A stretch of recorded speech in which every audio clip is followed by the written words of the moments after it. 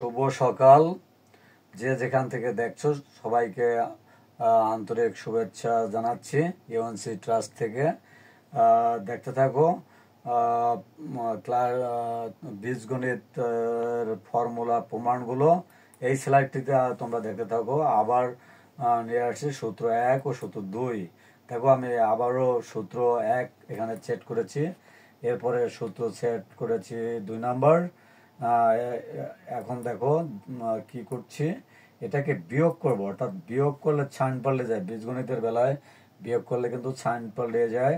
তাহলে এখানে প্লাস কিচ্ছু নেই, মানে প্লাস সাইন, এই যে মাইনাস হয়ে গেল, আর মাইনাস ছিল প্লাস হয়ে গেল, প্লাস ছিল মাইনাস হলো, আর এখানে কিচ্ছু নাই পিছনে নাই মানে প্লাস। তাহলে এর বিপরীত কি? মাইনাস।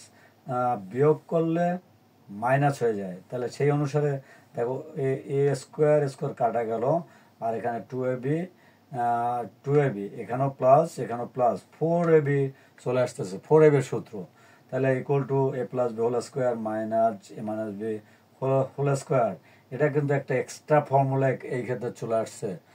কাজেই তোমরা এই যে 4ab সূত্র তোমরা এখান থেকে কিভাবে বের করতে হয় মনে না থাকলে, এই দুটো সূত্র মনে রাখলে অনেক সূত্র আবিষ্কার করা যায় এই সূত্র থেকে।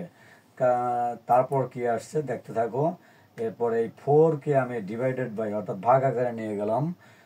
নেওয়ার পরে দেখো এটাকে আলাদা আলাদা ডিভাইড করে ফেলছি, অর্থাৎ a plus b whole square by 4 minus a minus b whole square divided by 4।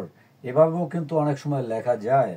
এই কারণে তোমরা এগুলো এর ক্যাচিং গুলো শিখতে হবে, হ্যাঁ, তাহলে তোমরা ভালো পারবে। দেখো এরপরে কিন্তু একেবারে আমাদের সেই মুখস্থ সূত্র চলে আসছে। কিভাবে লিখছি দেখো, A B equal to a plus B divided by 2 এর whole square minus a minus B divided by 2 এর হোল স্কোয়ার।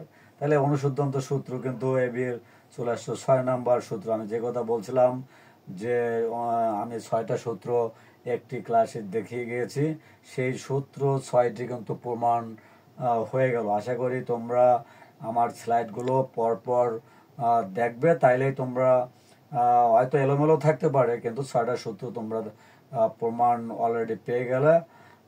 আশা করি এই সূত্রগুলো অত্যন্ত প্রয়োজন, এবং ভুলে গেলে অনেক সময় অনেক সূত্র ভুলে গেলে এই দুইটা সূত্র দিয়ে তোমরা একবার প্লাস করে একবার মাইনাস করে কিন্তু সূত্রগুলো তৈরি করতে পারবে দ্রুতভাবে।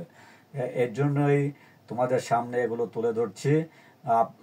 তোমরা যারা এসএসসি পরীক্ষার্থী তাদের জন্য তো ইম্পর্ট্যান্ট বটেই, এছাড়াও যারা বিভিন্ন ইন্টারভিউ এবং যারা চাকরিতে পরীক্ষা দিবে তাদের জন্য কিন্তু এগুলো ইম্পর্ট্যান্ট ইম্পর্ট্যান্ট হয়ে দাঁড়াবে।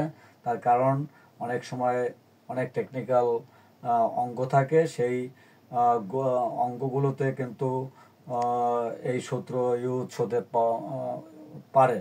কাজেই যে যেখান থেকে দেখছো বা দেখছেন সবাইকে আন্তরিক ধন্যবাদ জানিয়ে আজকের মতে এখানে শেষ করছি। সবাইকে ধন্যবাদ।